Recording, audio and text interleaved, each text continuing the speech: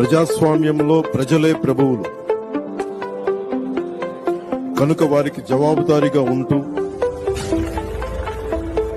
పారదర్శక పాలనను అందించాల్సిన కర్తవ్యం రాజకీయ వ్యవస్థది. తెలుగువారి జీవన రేఖ పోలవరం పూర్తి, నదుల అనుసంధానం, సామాజిక న్యాయం,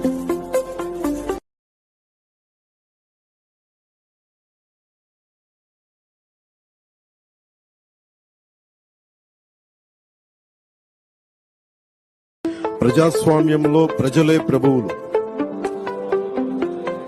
కనుక వారికి జవాబుదారీగా ఉంటూ పారదర్శక పాలనను అందించాల్సిన కర్తవ్యం